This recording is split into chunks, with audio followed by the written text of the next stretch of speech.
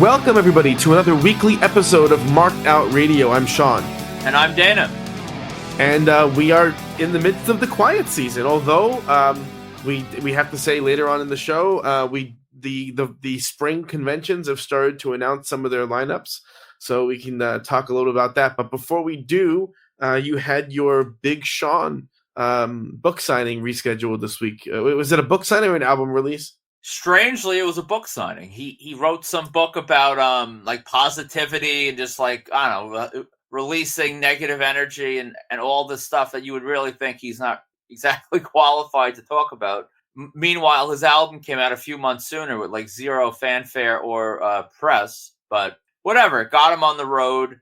For a brief moment, I thought there might be a snow day that day, which would have made my whole getting there just a little less stressful and tiring, but there wasn't. We had a 2-hour delay, which I think you must have had that as well, right? It was across the island, it seemed. No, only Suffolk County. Wow. Damn. We didn't have any snow. True. I guess I can't complain now about only getting 2 hours when you got nothing. But yes, I had a 2-hour delay, which was nice. I went in, and typically I'm like one of the first people on the line, or at least on the first half of the line. I like being that position. But by the time I got in there, I was like on the back end of the line. So I found like the line was like out the door and around the building. I went inside because typically you like check in inside. You get your wristband, you come back outside. But they were doing some weird, like they checked you in on the line, which I guess makes sense. And yeah, he really drew. I was surprised. What do you think? A couple hundred? Yeah. Like, he had a sellout the first time, but then they refunded everyone and canceled it. And then this was sort of last minute. And it snowed that morning. So I kind of figured, like, okay, he's not going to really draw that well on this, like, take two. But yeah, he must have had at least 200 people. So how did it go overall? It was good. It was own camera, which is always nice. You don't have to go watching any website to drop the photo op days later. I saw on his Instagram page from other stops that he was hitting merch. Not a ton of it, but he was hitting merch. But at that point with the snow, I wouldn't have had the time to like go get anything. So of course, as luck would have it, the guy in front of me like pulls out like a microphone, and I'm just like watching this with nothing to pull out of my own. And Sean hit him with the "I'm not supposed to, but okay," and he did it nice and paint right on the handle.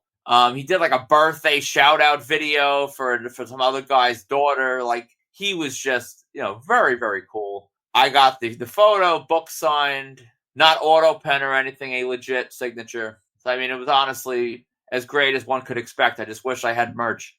Were the books pre-signed or he was doing them in front of you? He pre-signed them, but he was, he got to the store like it was one of those situations where he was to the store like 2 hours early, judging by his story. But the signing started like 20 minutes late, judging by when I started seeing the fans exiting the building. I think they, he was pre-signing them in the back, and then they were just handing them out. Got it. So did you read it yet? I didn't. I was not serious. My response wasn't serious. I was trying to act like I was really giving it some consideration. I did throw him the whole, look forward to reading the book. I felt kind of bad. Everyone's talking about his music, and he's like trying to just like interject, like, well, I hope you like my book. And he was so nice. I'm like, screw it. I'll bring up the book first to at least give him, that kind of living in that world is fascinating because they actually do you think they believe that people are reading the book, or do you think they are just participating in theater in the same way we are when we lie about wanting to read it? I would hope that they understand that people are there to meet and get the photo op, and that the book it could be a used maxi pad on a paper plate. That would be the exact same level of excitement. But I think there's probably a sect of the crowd that is like obsessed enough that they will read this book. I don't think no one's reading it. Someone will read this book. I feel like if we ever have Marked Out Radio merch, used maxi pad on a paper plate is going to be our logo, I think. Or we've got to get a PWT. We got to get a PWT store going, and then we can start churning out these winning shirts.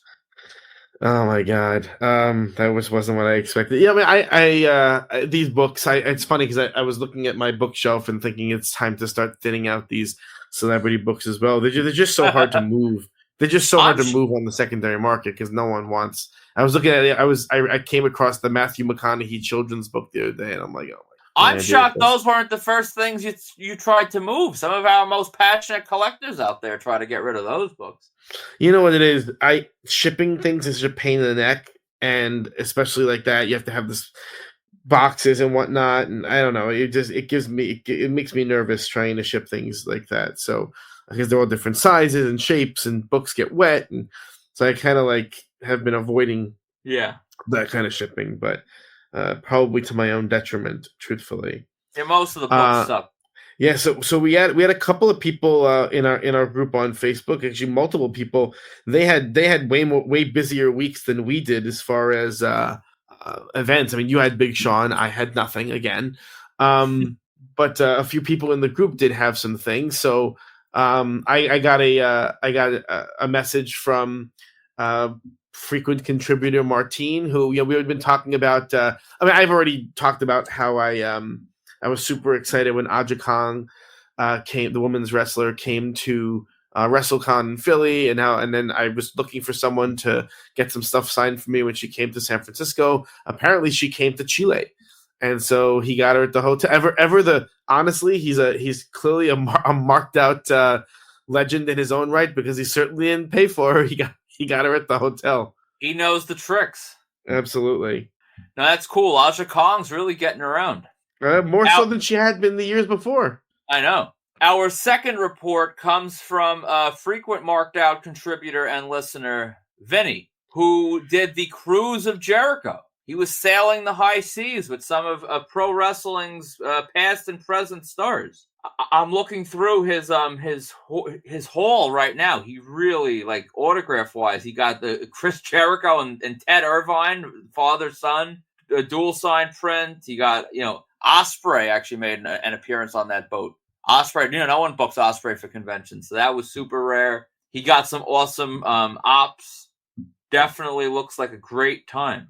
Oh, and as far as the drama from the trip, it seems like Joe Hendry couldn't come because Mr. International Traveler, Mr. Say His Name and He Appears, didn't have the proper documentation to travel internationally, which I don't really understand.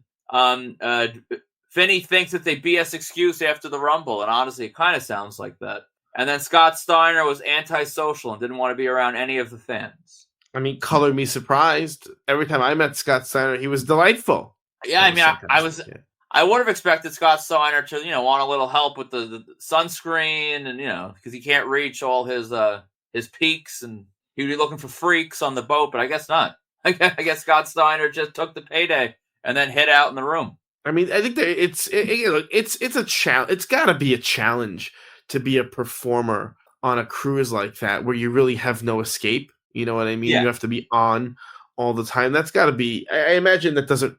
There are certain people who probably don't have the personality for it, but do it anyway because I guess the payday is decent. Yeah. And I feel like there's probably some fans that that would handle a situation like that well, and they would see the person at the bar after hours, and they wouldn't really be up their ass getting things signed. It would maybe, respect that it's a 24/7 gig at this point when you're locked on this boat. But that there's going to be a large population on these trips that would be like almost waiting outside these guys' room doors for more stuff. So I do get, like you said, that it's not for everyone, and it's difficult in a lot of ways. Yeah, I just that idea, especially these guys, many of them who live according to that clear separation between them and their fans and stuff like that. It would just be I think it would be a challenge. And a guy like Scott Steiner, who's just miserable during all of his appearances, usually, if you ever see Scott Steiner at a con, he's usually sitting there just texting the whole time. Often with headphones in, just not paying attention to what's going on. So it does not surprise me whatsoever that he was not accessible. I'm surprised Rick Steiner wasn't invited on this cruise. There had to have been a couple of transgender people he could have harassed on the high seas. You're on a roll. Yeah, I don't know what the deal is with I don't know what's going on with it. Rick Steiner probably. I've noticed they've been dragging him out more and more for WWE appearances because of his son. Speaking of which, did you see? There's some hype now building around Scott's son. Have you seen him? Yeah, I think honestly, I wouldn't mind getting some pieces on him.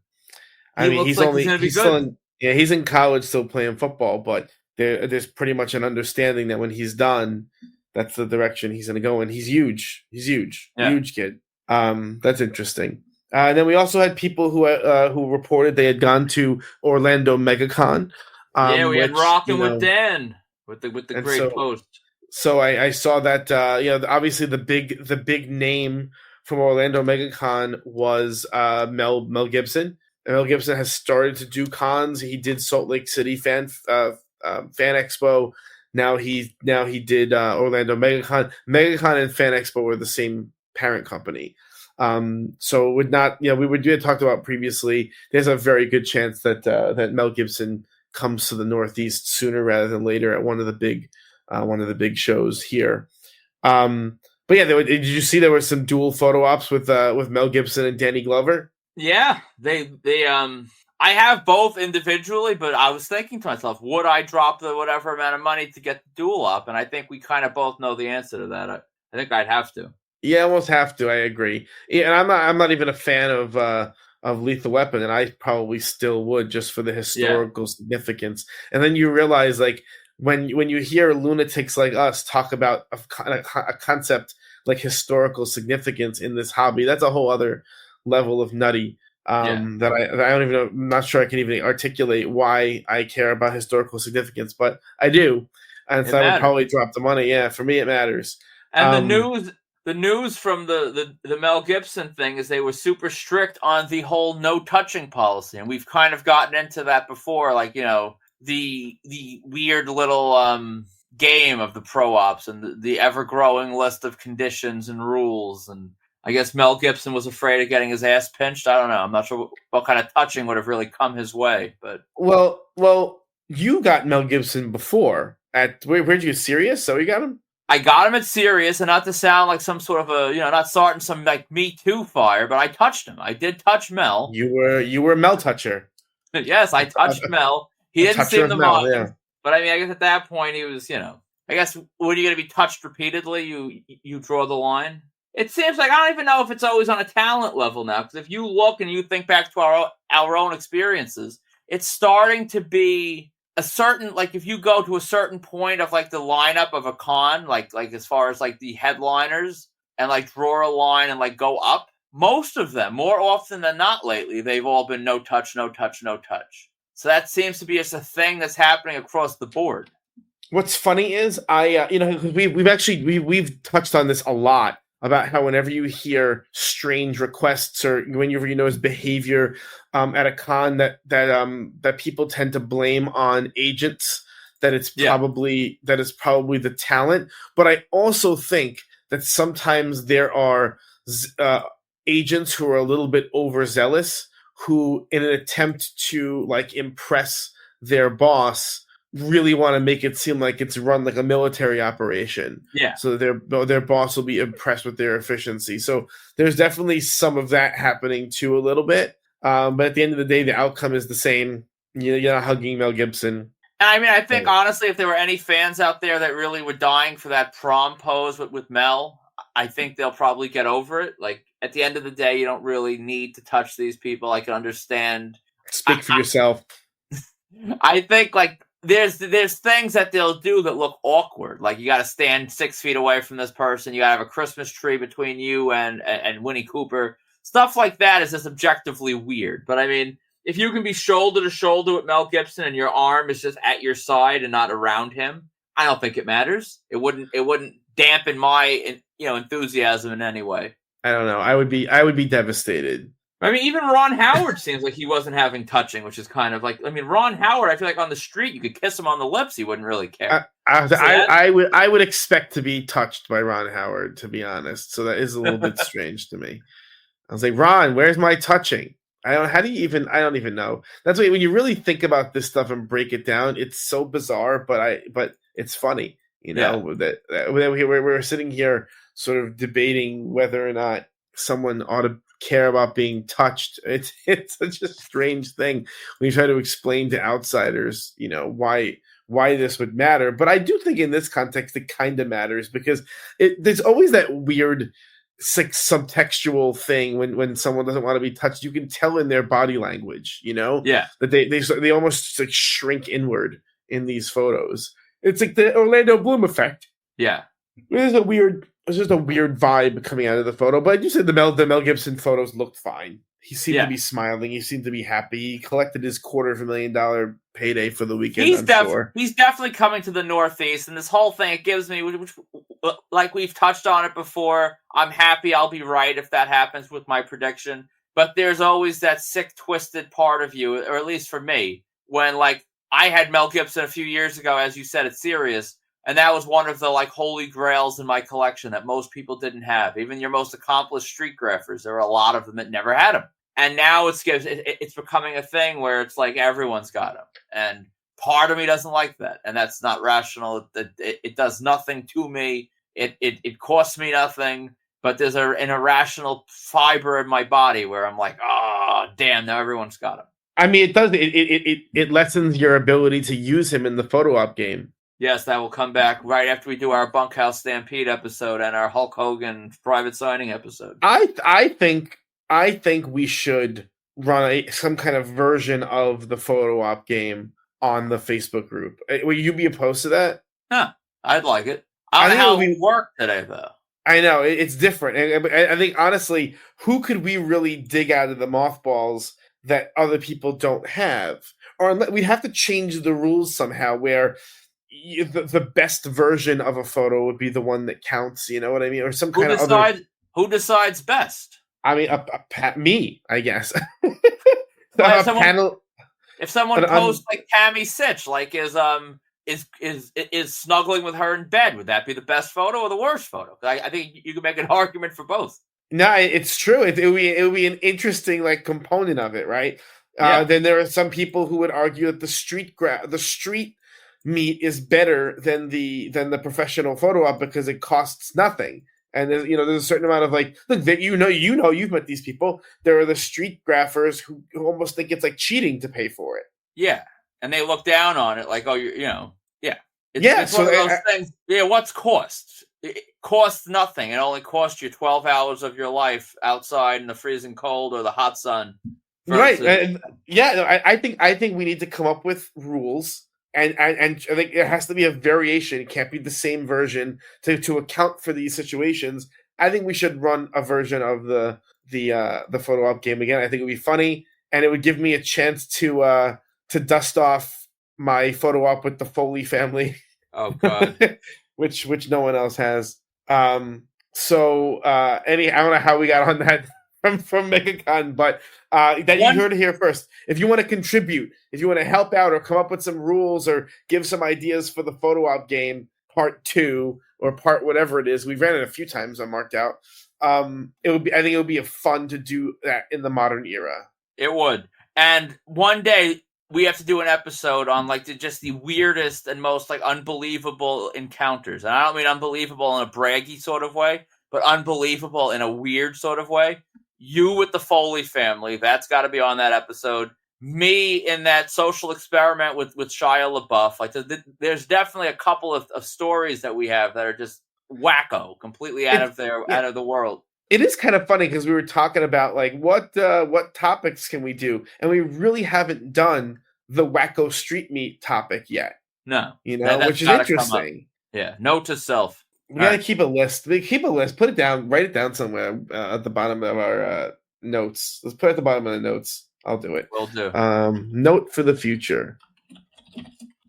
And we would also want to open it up. And we also want to open it up to the listeners to share some completely off the wall and wacky street meets. Yeah, I have a few that are interesting actually, and I don't know if you even know about some of them because they were not even in the context of the hobby, just weird sort of things that happened. But anyway, just some upcoming hobby news that's happening. It's funny, you really have started to do this where you kind of take note of which celebrities have memoirs coming out, and then you're going to predict like which ones are going to do book tours. I think this one was sent by Lanza or Greg 2600. So I can't take credit for this. Gotta respect it. But Jeremy Renner has a memoir coming out. And Renner's a bit of a con name, so I feel like he's going to hit the Barnes and Noble. He's going to hit the bookends. I mean, if McConaughey did, granted, I was completely wrong on Kramer, but Jeremy Renner hasn't gone on any sort of a racial tirade, at least as of this recording. So, is anyone going to buy a Jeremy Renner book or attend a Jeremy Renner book signing? He's one of those guys. He's one of those guys. I really don't even consider him a celebrity. Oh, and I know. Come on. And I know you are opposed to this. I don't. You met Grumpy Cat, and you're going to tell me he's not a celebrity? Listen, Grumpy Cat put asses in seats at least. Who bought a ticket to anything to see Jeremy Renner on purpose? I mean, he's one of those. He's Hawkeye in the Marvel world, which I'm not a big Marvel guy, but that's a character. I've heard of him. Marvel, even the big Marvel guys. I don't know if Hawkeye is drawing any dollars. I don't know. It's one of those things that I forgot he was even in it. In the interest of full candor, a couple of years back when NYCC used to actually be cool, and this was I think the first year before when Avengers was when Avengers was first announced. Marvel used to have people at their booth signing for free. And, they would be open to the public. And I remember they used to have like raffles for the big names. So that year that they had a raffle for the Avengers stars. So they didn't have like Robert Downey, but it was like some of the whatever. And then I won the raffle to meet and get an autograph from Jeremy Renner. And what I ended up doing was selling it to someone behind me in line for $20. That's a true story. So, at least I'm consistent in not caring about who Jeremy Renner is. I remember thinking of all the people I could have won a raffle ticket from, it was him, the least desirable one. So anyway, I mean, personally, for me, the Hurt Locker was great. Wind River was great. And I know you've probably seen neither of those. I guess Hurt Locker I heard of at least. Wind River, I don't know what that is. That's not a real movie. Yes, him and Elizabeth Olsen. They're like in the snow investigating like a murder. It's a Taylor Sheridan movie. Every Taylor Sheridan project is great. I don't know who Taylor Sheridan is. Am I an ignoramus, or is it like one of these weird? He's the creator of Yellowstone. He did Hell or High Water, Sicario, which honestly Sicario's overrated, I think. He did Tulsa King. He's a pretty big creator at this point now. Sicario I did hear of. In any case. Yeah. Some other news. Joe Mazzello, who's, you probably don't know that name, but we all know him as the kid from Jurassic Park, has finally started doing cons, which is crazy because I know people have been seeking him for years. He's booked for some Florida con, so hopefully he makes his way around. That's like a chiller name. I'm telling you, one of these cons, and I'm begging for it to be NYCC, has to do with Jurassic Park reunion. Laura Dern is game because she did the Star Wars celebration. Sam Neill will do it. You just got to fly him out from Australia because he's done other appearances. You get Sam Neill, Laura Dern. You want to pony up for Goldblum. Jeff Goldblum, and then the two kids, the Joe Mazzello and then the girl, I forget her name. I think that's pretty much good. Oh, I think the attorney from Jurassic Park died, didn't he? I forget his name. Donald Gennaro. Did he die? Wait. Martin Gennaro, not Donald. Come on, IMDb. Why are you bugging on me right now? No, he's still alive. Why isn't he doing? Go.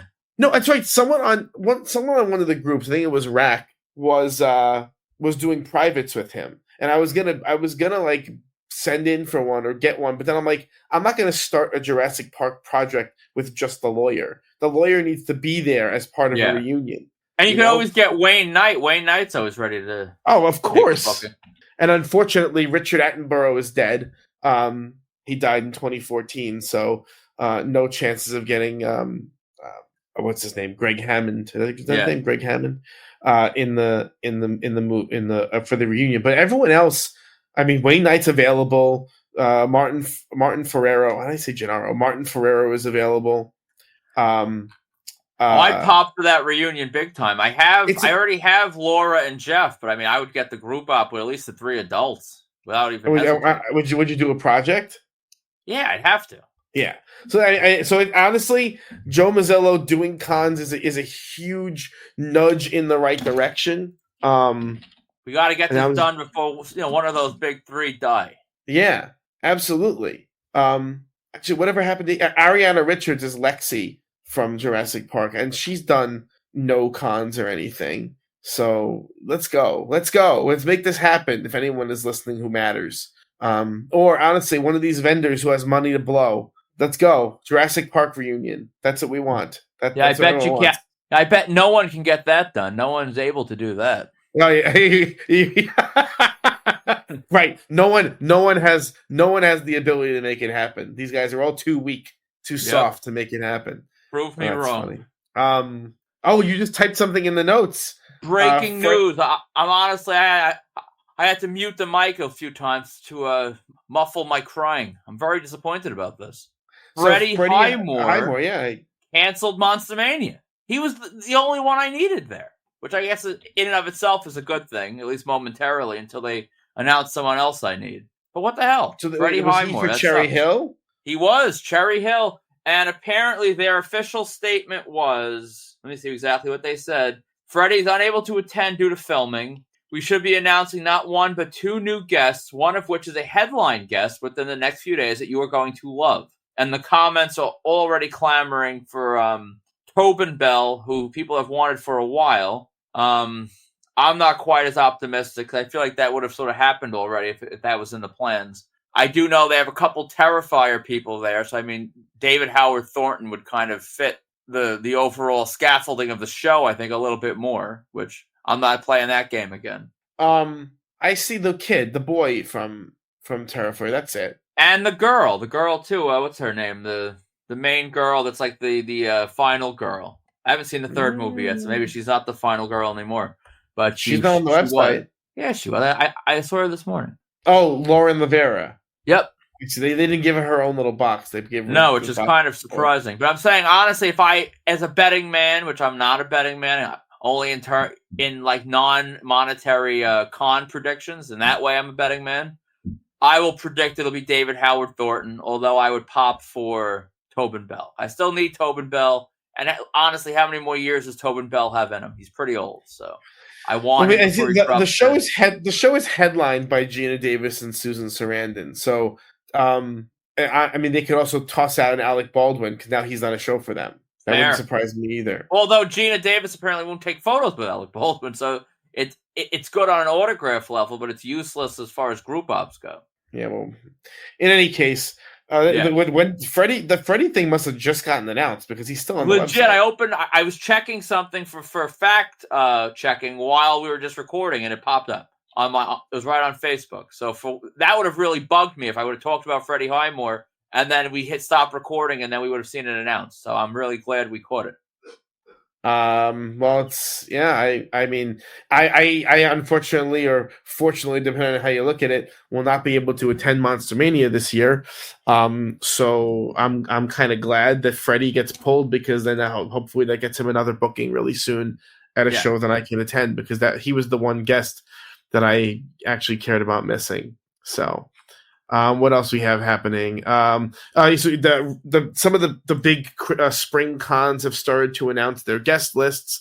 Rhode Island Comic Con, they announced a Baldur's Gate reunion, which is cool because if you were at New York Comic Con and you tried to go to the Baldur's Gate reunion, the lines were just insane all weekend long. Just I toyed with the notion of going because I mean I'm a huge Baldur's Gate 3 fan. I don't even know what Baldur's Gate is. Not that I'm asking you to explain it and have to make the listeners have to hear it. I'll look it up on my own time, but I am like clueless to its existence.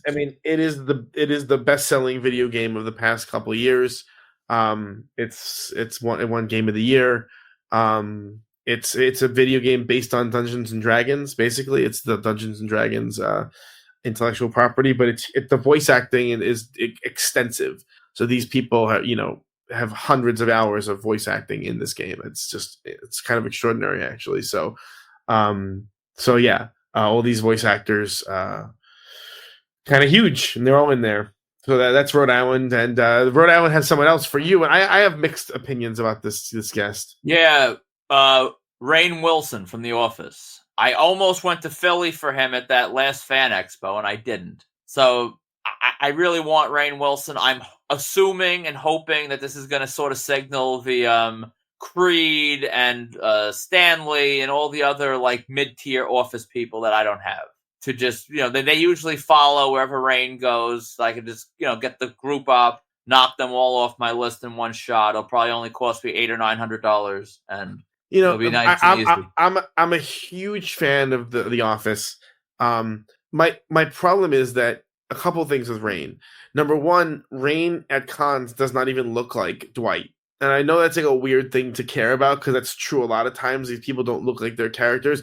But it's one of those things where Dwight is so distinctive looking and Rain doesn't look like that it just bothers me. There's no other way to say it. Just bothers. And also Rain is expensive, man. His prices are high and his autograph is trash. His autograph is trash. And for some reason his secondary value is low. So I have to really like do some soul searching on what I'm gonna. If they have a big Office group op, I mean that's one of those things you almost have to do because it's. Although I guess without Jenna Fisher and John, what's his name, Krasinski, it's not going to be as interesting. And obviously without See, those two I have from the street, so I'm a little like I would have liked them in the in a group op, but I mean I'll have them, so it wouldn't bother me as much. And like Carell's not going to do a con. Actually, I shouldn't say that, but I wouldn't hold my breath. Yeah. I mean, same. Although you never know with Carell. And then what's his face? In addition to Rhode Island, Steel City started announcing their guests. Yeah, you have It's interesting. It seems like they might be trying to get another Back to the Future reunion off the ground. You have Christopher Lloyd and Tom Wilson. I don't know if Michael J. Fox will be following, but I said to you in the pre-show, I'm over the whole like Back to the Future thing. It's like I get it, it's iconic. I get it. The time is limited with Michael and Christopher, but it's like these cons drag it out. I feel like every single show, except for Michael J. Fox, there's this depreciating returns each and every time. It's like it's been done to death. I'm not excited. It really has been. Christopher Lloyd has been around so much, and to be honest, he's not. When Christopher Lloyd first started doing cons, he was a lot of fun to meet, and now it's just all business. There's a line that's 10 miles long. It's a complete cattle call. I have no interest. I've seen this. To me, it's a very lazy con lineup to do another Back to the Future thing. These guys have been around. Yeah, it was just done. I remember. I think we were there once for one of the reunions. I imagine exactly. And I remember. Do you remember when Tom Wilson was a novelty, and now he's Virgil? He's everywhere. And there's a lot of go ahead. There's a lot of scuttlebutt as well because you see a couple of things in sort of lining up. You have Mina Suvari from American Beauty, and also part of an American Pie reunion they seem to be trying to start up. But Kevin Spacey is doing some cons, and a lot of people are clamoring and calling for Kevin Spacey to be added to sort of complete the American Beauty reunion, which I'm not sure how many fans there are of American Beauty that, a reunion is really needed. But I mean, I would like to meet Kevin Spacey. And they also added several like Adam Sandler people. You have Alan Covert, Chris McDonald, and I think Luis Guzman has a couple of Sandler credits, and of course Henry Winkler. So a lot of people would. Beauty is a Best Picture winner. I think it would be significant in terms of the fans that it draws. I agree, but I mean, Best Picture winner at a Comic Con, even though Steel City's not really a Comic Con, it's more like a celebrity con. But I mean, those are two worlds that don't normally intersect. I don't think people would be clamoring for the Pianist reunion just because it may have won a Best Picture. I'm not even sure if it did win a Best Picture, but I think it did. Like, there's certain movies that just don't really play well to the people that want to meet, like, Marvel stars and, No, that's true. Typical... I think the Spacey and Suvari, I think, would go very, very well. Yeah. But, I mean, also, a lot of people were really hoping for Adam Sandler, but I don't know. I mean, this show is lacking a headliner, but I don't know if they're going to book Adam Sandler to go stand next to Chris McDonald. I think you would need something else. Something, I don't know. You need Schneider or Kevin James or somebody. You need something big like that. You're not a Sandler fan, are you? Would you care if he was added to this show? No, I am anti Sandler. I am very low on Sandler. I've met him 3 times, so I wouldn't. Every Sandler movie is the same. Every Sandler movie is the same. He's a weird, annoying, ugly guy who he likes a very, very beautiful girl, and she hates him at the beginning of the movie, and then he just is so annoying in her presence that her guard breaks down and they end up having sex. That's every single Sandler movie is exactly the same. I think the only difference is that what you call annoying, I think I shouldn't say most of the country, but a lot of the population views as endearing and funny, and that's the personality reigns over the looks. No, but the point is he doesn't change his personality. He's incredibly annoying anyway. He does nothing different. I don't think people find him annoying. I mean, obviously the fans of him, I guess, don't. Like I've never really watched him and felt like he was annoying in any of the movies. Wait, what? The whole premise of these movies is that he's a repulsive character. Whether it's the Water Boy or whether it's Billy Madison or Happy Gilmore, he is a repulsive creature to the women. I mean, the way the women find him repulsive until he breaks them down by making weird noises at them and stuff. That's the whole premise of the movie, is that he's annoying. I think he's juvenile. Billy Madison, he's annoying. I guess that's maybe one and the same, but I was going to say, the whole premise of Billy Madison is that he's so stupid and such a loser that his father makes him go back to elementary school, or whatever.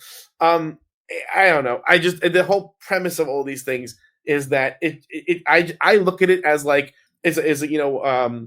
a wrestler who's a booker who books themselves to be the champion and have all the women love him, is the same exact thing as Adam Sandler being the producer on these movies when he's a dog and he has all these women going after him. It's just it's funny to me. I mean, there's some exceptions. There are some good ones that he's part of, but not many. Yeah, so you don't care about that. I don't. If that would happen. Yeah, I mean, honestly, look, it would be a huge coup in the con world, sure. Sandler's one of the few Hollywood, he's either a billionaire or close to it. And by all accounts, he's a delightful guy. He's a lovely guy. So I think that I don't know if he needs the money, but it might be the kind of thing where he would do it to get his friends a payday. That's the kind of person that he is. So who knows what they're going to do. So it was Spacey's possible, Sandler's possible. And of course, we're probably going to end up getting nonsense. Yeah. And hopefully nothing too good at Steel City, because I'm not sure I want to drive to Pittsburgh. Spacey would tempt me. Spacey would actually tempt me. But I mean, he's probably, if he does Pittsburgh, he'd probably do something else. So I mean, that's where the problem is. So if you're shopping for autographs, check out www.markedoutcollectibles.com or our eBay store at Marked Out Collectibles. To contact us for any reason, please email markedoutcollectibles@gmail.com or join the Marked Out Collectibles official marketplace on Facebook. All links are in the show notes on Facebook and Substack. If you want your event, product, or brand advertised on episodes of Marked Out Radio, reach out to us today at markedoutcollectibles@gmail.com. And please make sure to subscribe on YouTube, Spotify, or Apple Podcasts and leave a rating or review. You can leave a rating on Spotify or Apple Podcast, and you can leave a review on Apple Podcast. So let's get into the topic of today's show.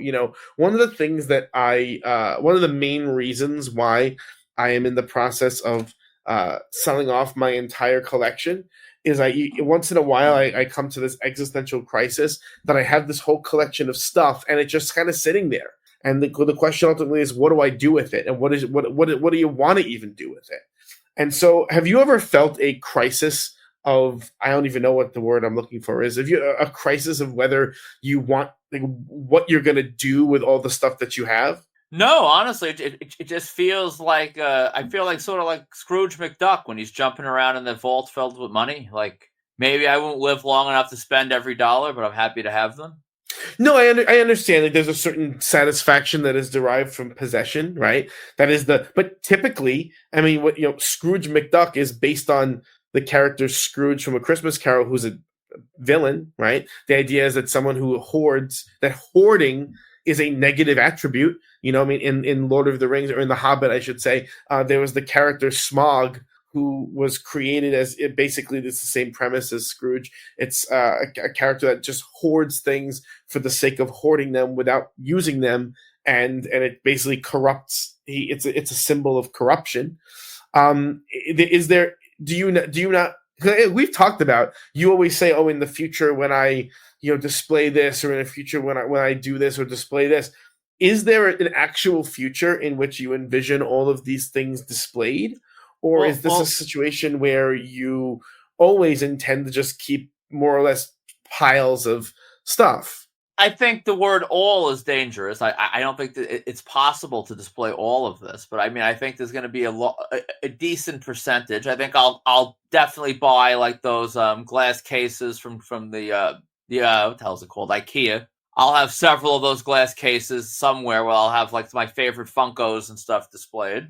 I think I'll definitely get my Hasbros, my mock and loose Hasbros on display somewhere. A handful of posters, full size and otherwise, I do expect to get up on walls somewhere in the house. That's, even if I did all that that I'm hoping to do, there's still a large percentage that is not in that wish that will not be displayed.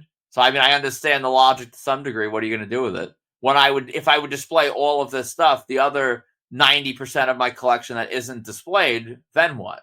I don't know. Well, it speaks to the psychology of collecting, because we do things that are really, they defy logic. Even there is a logic in buying something and saying, "All right, ultimately, I'll make this into a display." I mean, they're interesting. Like, there are those people who they buy cuts of autographs, and the whole purposes of buying the cuts is to make them into a really nice display, which ostensibly they then put on the wall, right?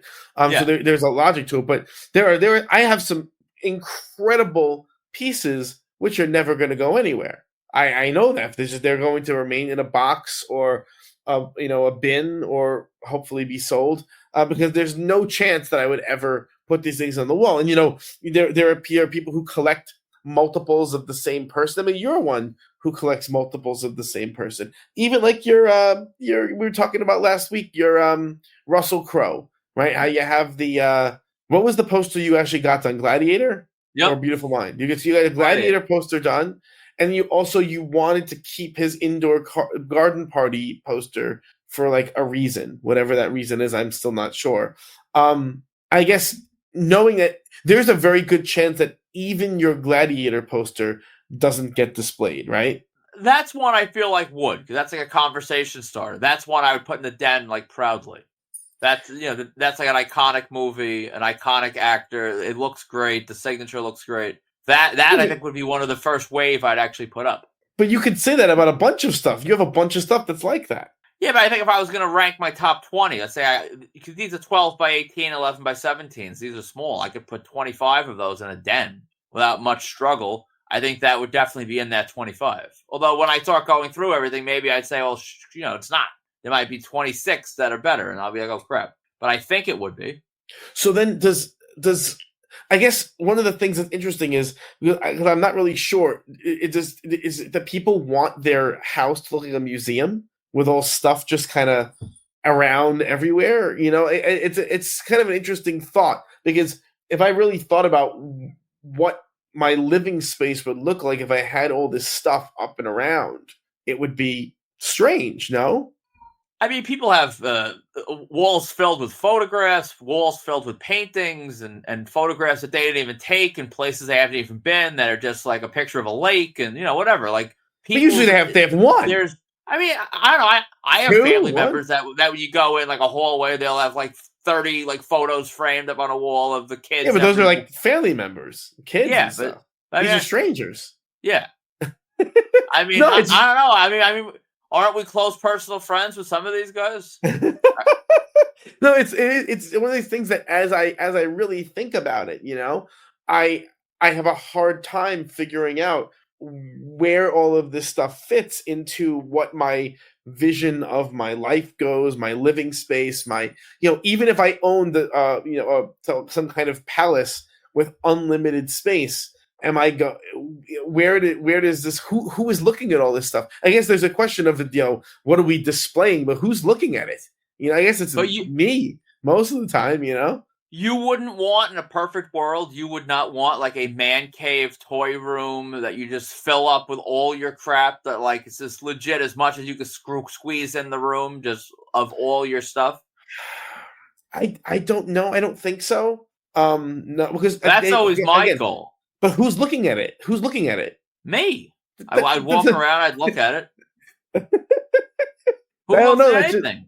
If you post I a mean, picture of your if you post a picture of your 5-year-old, spelling a giraffe wrong in the spelling bee, who's looking at it? well, You know people why? are people Why? right? Or people you don't know. I mean, that's sort of the interesting question of social media and why people give of themselves and post about themselves to the public. It's under the assumption that like someone is there to consume that content. But If a you've tree never fall, had. if a tree falls in the woods and there's no one to hear it, doesn't make a sound, right? There's a reason why that's a philosophical question. If I have these displays, these incredible displays, and no one sees them, then what is sort of the sense of their existence? But you've never had company come over and like I have in my current living space, I probably have, I don't know, 20 to 25 things on the wall, various things. It's routine. Honestly, yeah, more often than not, if a visitor comes over, they peruse. They treat it like a museum. They'll walk frame to frame to frame, oohing, eyeing. Where's this from? What's that? Maybe I have weird relatives and stuff that care, but I have a lot of people that will walk around and admire it. Because I have you've been on my living room a bunch of times. I don't really have much on the wall. I have on my wall. I have my Bernie Sanders display, which has 4 signed 8x10s of Bernie, and also that signed figure that I got through the mail from his campaign.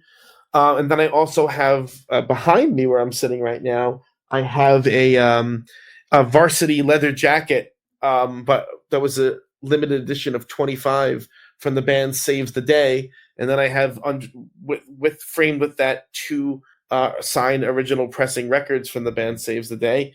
Those are the only 2 things on my wall. And then I have on like this little bookshelf thing, I have the main cast of Game of Thrones. So I have Khaleesi, I have Jon Snow, I have Tyrion Lannister, I have Hodor, and I have the Night King. All of their throne Funkos signed with quotes on those little shelves. Other than that, that's all I have on the walls. And then at my job, I have the Romeo and Juliet, 2 of the Romeo and Juliet signed things, but those were specifically sort of framed out for work, and that's it.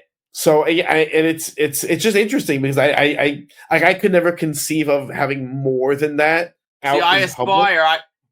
I know you don't, but like anyone out there that is aware of like the major pod community, like Myers Toy Room and like what Cardona's building, like that's what like I would aspire for, like a room that you have just walls are packed with all your cool stuff. You have as much as you can display of the stuff you really like figure and Funko wise, all crammed on shelves and in display cases. Will I ever find the space to prioritize and do all that? That's another story, but that would be like my goal. And I think for you, as far as not that you should be doing this for the distant relatives and friends that come over for them to be impressed, but like the stuff you have on the wall, like saves the day. Who the hell saves the day? I mean, it's important to you, so that's good that you hang it. But you definitely have cooler stuff objectively that you could put in that place that maybe a relative or a friend would say, like, ooh, look at that. I don't think that's true though, in terms of, because I mean, I think there's a big part of the population, and because I've met them, who think that this stuff is weird, for lack of a better word. And to have something that's very unique, or that's very a particular band, or I used to have hanging on the wall in my old place a couple of places ago. I actually had like an original, like a band's gold record, right? An original gold record that was hanging up, and that would draw some people would come up and say, but it's there's a museum like quality to it that is, it's just strange to me a little bit. And there's also I must admit, I am afflicted by the paradox of choice, so that like when there's too many things to choose from, I tend to not choose anything, if that makes sense. Yeah. Because again, what do you do with all of it? And like my big problem was the figure and the Funko collections, because I think displaying those things will just, and also we really need to acknowledge the fact that displaying these things is ultimately what ruins them. Yes, right? that was I was actually going to add that I've reached now, which honestly, me saying this publicly is probably damning the whole like point of it. But I mean, I don't think very many of our listeners are going to really be running around my house. No offense to our listeners. So I guess I could say it anyway. I reached a point maybe a year ago. I know you've judged me for this, where I don't really want to hang originals of things. So I like will scan them and I'll print copies and I'll hang the copy with my original tucked safely in the acid-free sleeve, just so it doesn't get degraded or faded with time and sun and air and whatever the hell else could, destroy things. Yeah, I understand the impulse to do that, but like any object you have, when you have too many of them and you're trying to store them, then you're risking just damaging them. And so like I understand you want to hang stuff on the wall that it's like your flats, your posters, whatever. Even if you hang copies of them, that's fine. There's something weird about hanging copies though, and people oohing and eyeing over copies that aren't real. That's a whole other thing. I mean, it does sort of take the whole thing of like, what's to stop me from just printing like a Mickey Mantle autograph from Google and hanging it like I kind of view it, sort of like the vault of like the the treasury. Like, granted, that's a piece of paper that they could, but you have to have the actual thing backing it up somewhere. That's the way I sort of view myself. But I mean, it's a slippery slope. It's kind of a weird slope that you spend more of your life looking at the copy and the real one just stays hopefully pristine until you die. In which case, then you have to make it clear to your descendants that please don't sell the ones on the wall because they're junk. It's the stuff in the books and the boxes and the bins. That's what's real and that's what you sell. It's weird. It actually makes an already weird thing even weirder. I am aware of that. And then like so much of my stuff that I have, part of my collection, is 3D. Belts, masks, figures, Funkos, various objects. I have those model cars from Fargo, and all those things. And it's like, where the hell did that stuff even go? Because that stuff, when even if you put it out, it gets dusty. You have to clean it. Well, you need those cases. You need those glass cases. Like if you go on the Major Pod group, those guys that have the toy rooms, they'll have 25 of those things, and everything's in glass. And granted, I'm sure dust still permeates the the ever so valuable seal of IKEA for it's $140 thing. But I think it must lessen the dust. I guess you could get like UV tint on the glass. I don't even know if people do that, but that's probably something you could do. Yeah, I don't foresee a future in which I have glass cases all around like that. I just think that's weird. Maybe if I don't know. Maybe if I had some kind of... What made you a collector in the first place? If you don't really have any of the impulses a collector has of wanting to bask in its glow after getting it signed. I like the psychological fuzziness of knowing that I have it, but then I also, as you know, because we've discussed this, get super high off the idea of selling it as well. See, I get that. I do get that. I mean, I could wrap my head around being excited about selling anything because the sale is such a rush. Like when you see there's not an alert I like better on my phone than seeing that eBay alert. When you see that one on the eBay icon, it's awesome. But at the same time, I would regret so much. There's honestly a couple things I probably do regret now if I really sat down and thought about it. There's things I sold that I'm like, oh crap, I wish I didn't sell that. And it's illogical. I don't need them, but I would have so much regret. You never seem to have any regret. You sell it, You're done. You move on. Yeah, because I don't know why. I think part of it is that none of this stuff is really that rare. Even when it's rare, it's not really that, and it's all just at the end of the day, just stuff. It's junk. Yeah. And if you're really, again, this idea that I'm holding on to it and I'm hoarding it until I die, and then someone's gonna sell it as if it were garbage. There's something just very depressing to me if I think about it in that way. And so I part of my process, I guess, is the eventual sale of it, knowing that it's going to someone who will enjoy it. Getting rid of it, having that cathartic moment of releasing it. That's why having just binders worth of stuff that I'm never going to sell, like my poster collection, having bins of posters, that is actually worrisome to me now, because every time I go in there for a poster, I see little damage and things that happens because the full size posters, it's very hard to keep them pristine and not take up a tremendous amount of space. They're huge items. Yeah.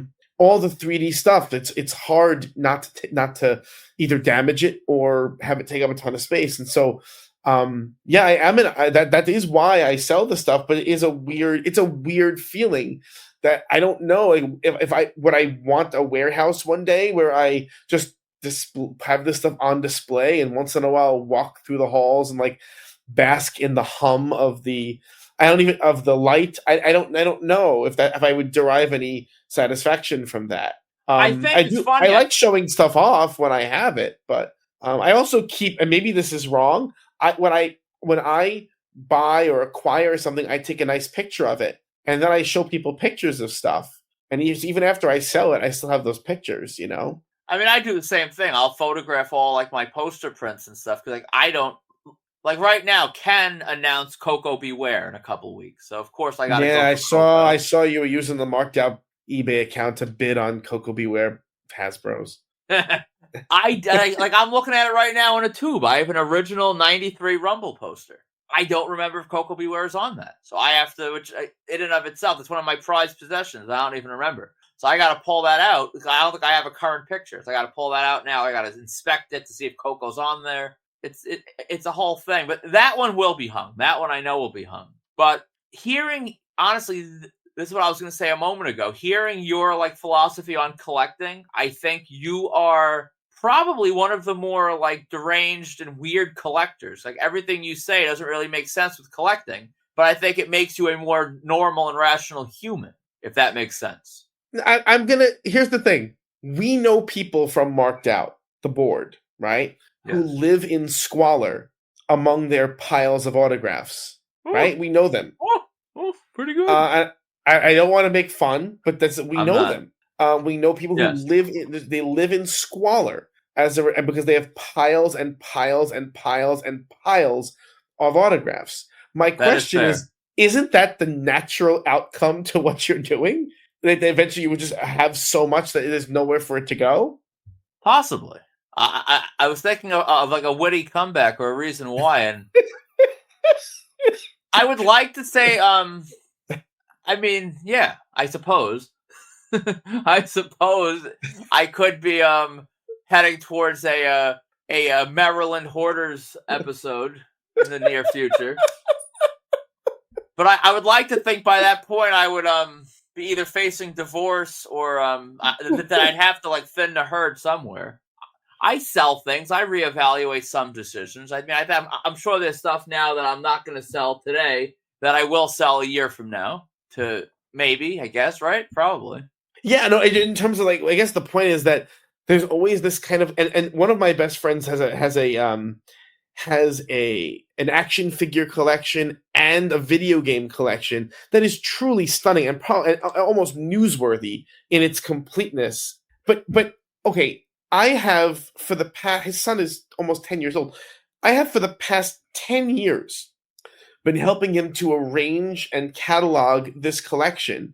And for the past decade, he's been saying, I want to build a display. I'm eventually going to build a display for all this stuff. And I've said to him now multiple times, and he'll be listening to the show, I'm sure.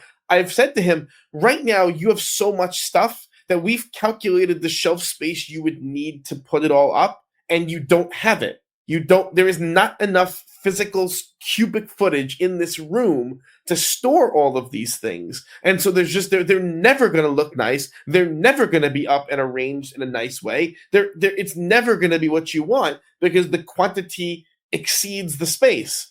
And so for the past decade, the stuff's been sitting not ever arranged in any meaningful way.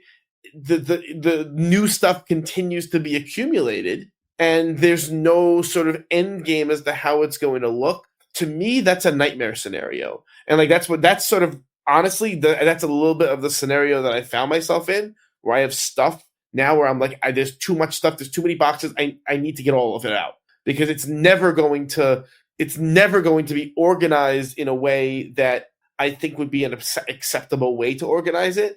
And so I have to just like get rid of it. Does that make sense? Yeah, I mean, especially from your perspective, because you don't really even want what it would take to display stuff. You don't want the cases and the walls filled and all that stuff. So for you, there's just no way. But There's no way to be let's able to just do it. say, for the sake of argument, that I did want that. I still have more stuff than could fit in that space, any space. Well, then it's a situation at that point where either you would build a display, fit what you can fit, and then purge the rest, or you just sort of acknowledge the fact that it's just one of life's great, distractions towards our inevitable descent towards death, that we just, like we're going to work until we're 75 to enjoy that 6 months before we have a massive stroke and die, or we just drool and shit ourselves for the rest of our life. So it's just a way to like make ourselves think, well, next week that's going to happen, and tomorrow I'll do this, and a year from now this will happen. And none of it does. It just all distracts you from all the cruelties of life. This is the Marked Out Radio existential crisis episode. I think we're also going to start a suicide hotline. But like, because I am definitely one of those people who's like, oh, that looks really cool, let me buy it, without any sort of regard for where it's going to go once it enters my door, and then that's how things kind of spiral out of control. And I know that there is very much, as part of this hobby, compulsiveness is a big part of it. It's a huge component in why people pursue what they pursue. I mean, the fact that many of us have more than one autograph of the same person. Yeah, I mean, I can't even really put that to words to make it make sense. Like with some people, like let's say Mel Gibson, for example. I know for a fact I will never have like every movie of his that I like signed. Like I just won't. That would be a small fortune. But with some of these guys, well, like let's say Bret Hart, my goal was to have like an 11x17 poster of like every pay-per-view he appeared on signed. So if I ever watch any of those pay-per-views back, I could say, well, I have that, I have that, I have that. I have there's like no holes in my collection. I want something signed from like every moment of the career for like my all-time favorites. And even saying that back sounds like deranged. I'm aware of that. But that's why with guys like Bret and Flair and Hogan and stuff that I'll have 50, 60, 20, 30, depending on, like I have insane amounts. And that's all personal collection. That's not to say if one of them dies and I see a huge spike on eBay that I won't go through that like 50 and say, well, let's find 5 or 10 that maybe I could make a couple $1,000s quick on and, still keep the rest. But it's not really like normal. And then it's funny because the confounding this is the fact that we are in the business of selling autographs, which is really funny. Because we are sitting here like, debating the value of keeping this stuff while at the same time actively trying to get people to buy it.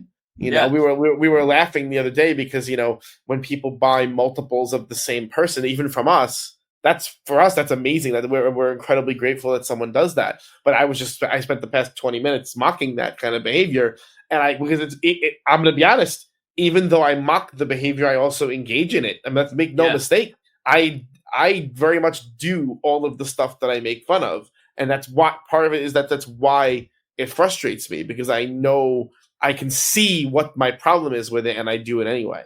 Yeah.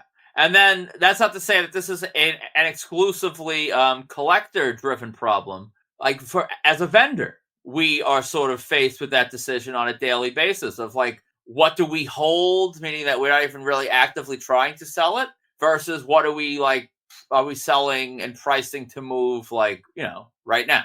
How do you sort of make that decision and that like distinction? Listen, we've had many a discussion. I don't think it's descended into argument. Mostly it's discussion what our margin is going to be on any particular item. There are certain items that are the whole premise of our buying them is we knew we could make a quick buck on them. And even if it's a 15 or a 20% margin, that's fine because the point was to sell them with speed.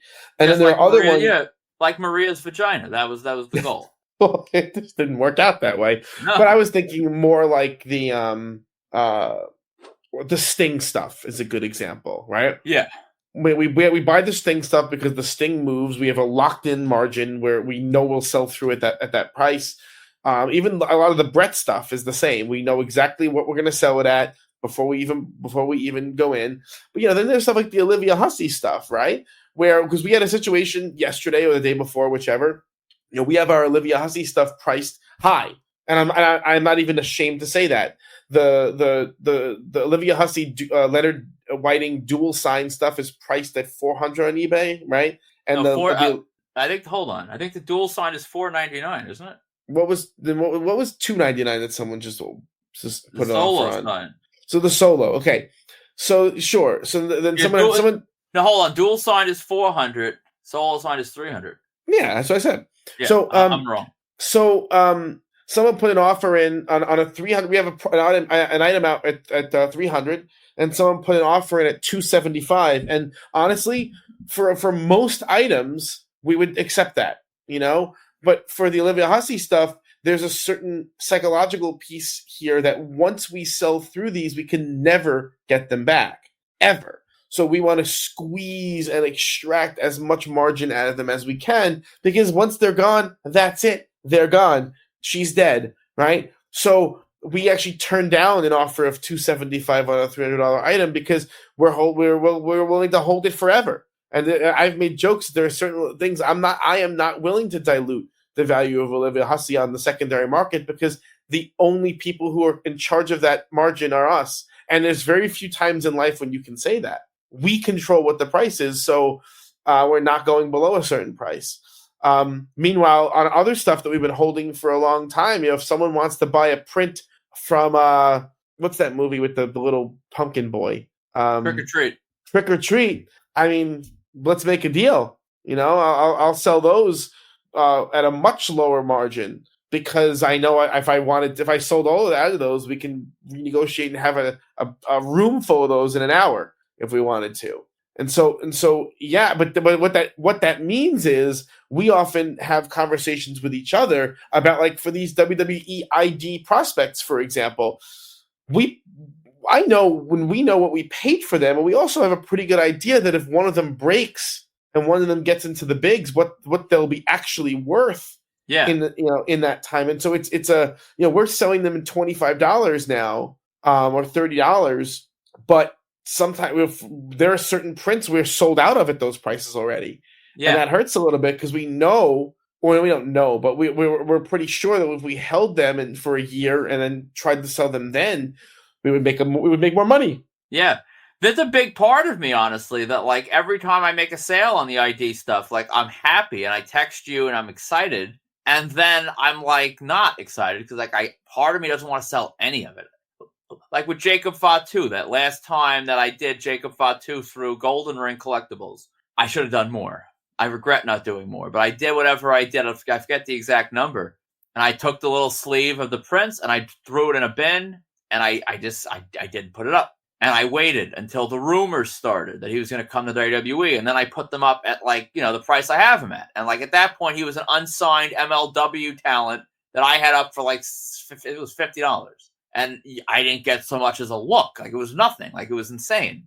And then as his hype started growing, nothing turned to a few watchers, and watchers turned to offers. And much like Olivia Hussey, I'm very stingy on what I accept on those offers. And now, now I'm looking at that pile dwindle, and I'm like, damn, like, I wish I did more, but at least I held it to the point where he's sort of at, like, a close to a maximum value. Maybe if, like, 3 years from now he's headlining WrestleMania as a world champion, maybe I could have done better than I even did now. But that gets too crazy, at least for me. Like, once they're in the company and they're popular and they're over, at that point, I think you just sort of take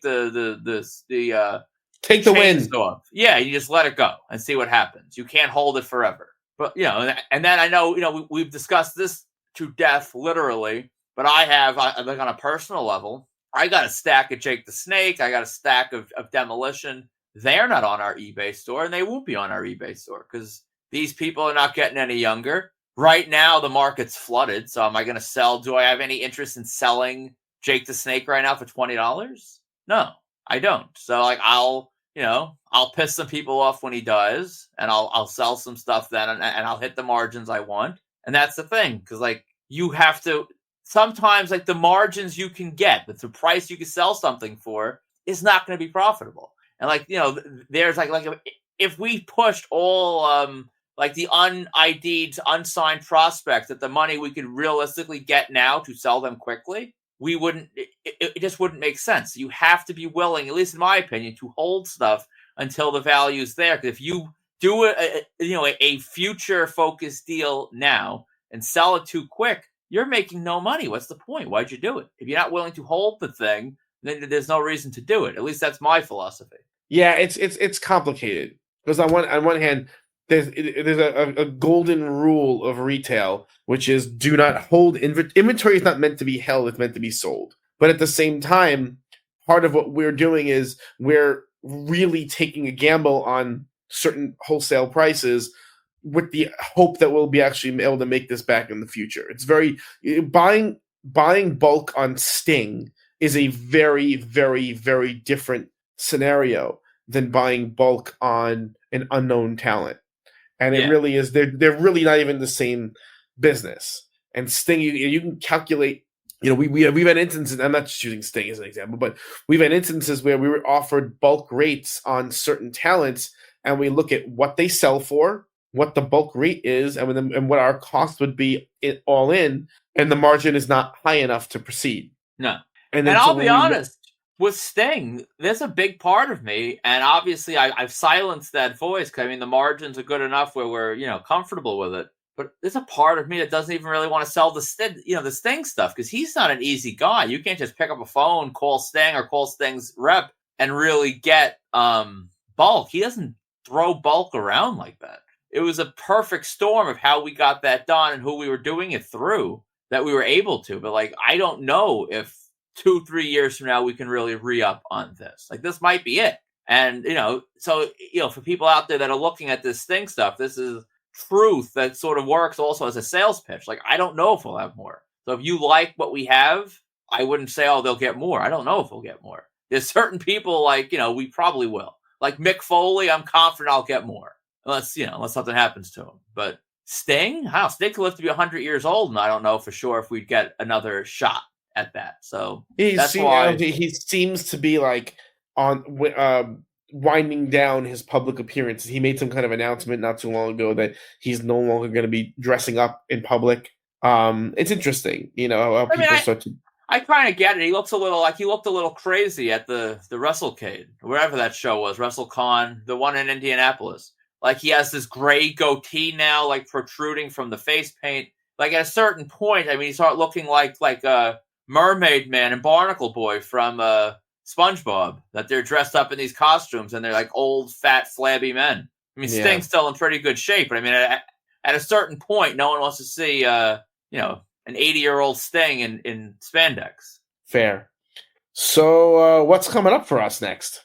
Well, let's see. Mother Nature kind of derailed momentarily our Brad Baylor signing, which was supposed to be today. Today. Yeah, he had some WWE commitments, and then weather sort of threw off the travel schedule. So we are in contact with him to reschedule. There's one day this week we're hopeful we can get it scheduled, but the weather again is looking bad for that night. So I don't know if that's going to work. So we kind of have to juggle the unpredictable February winter weather in the Northeast, which it seems like of late February and March are our winter months. It didn't used to be, but this is when we have our action with a WWE adjacently contracted talent who's working a lot and he's very busy. So we're going to get it scheduled, but at this point we don't have the exact day. So that is not rescheduled yet, but we will keep everyone updated. Next weekend, we have Jack Cartwheel, but also weather permitting. We're waiting to get his travel itinerary to schedule the exact time, but we have another snowstorm coming for Saturday, and he's flying in. So fingers crossed. If weather messes up Cartwheel, that's a bigger problem because he's not Northeast based, and we're not flying him in. So if we don't catch him on a show in the area, we're not really able to do it. So I'm really crossing my fingers for that. We'll figure it out. Yeah, we will figure it out. And then that night, right after we hopefully are cartwheeling with Cartwheel, we will be swapping blood with Bill Murray and his Blood Brothers. It's funny because there was a little bit of a hullabaloo this week about because I guess at one of the shows Bill Murray did the meet and greet after the show instead of before the show, and I lost my mind at the prospect of that happening with us. So just prepare for nuclear content if Bill Murray does his meet and greet after the show instead of before next weekend. But think about it. Your life could be changed by the harmony of Bill Murray's soothing voice up on stage singing. You could even pull out like a lighter and like wave it over your head, and really just get into it.